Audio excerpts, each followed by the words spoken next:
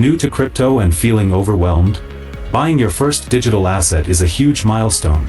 I'll guide you through the simplest way to do it on Crypto.com. Welcome back to Guide with Samuel.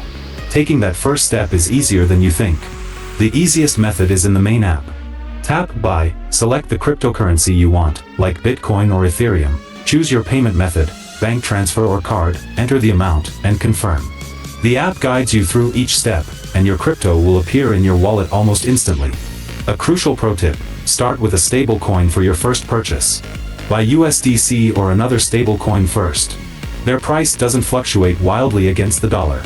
This lets you get comfortable with the process of moving crypto around before you risk exposure to Bitcoin's famous volatility. And just like that, you've officially entered the world of digital assets. Buying your first crypto is a moment you'll always remember. What was the first cryptocurrency you ever bought? For your final question, subscribe for our next video on the best altcoins to buy on Crypto.com. Thanks for watching.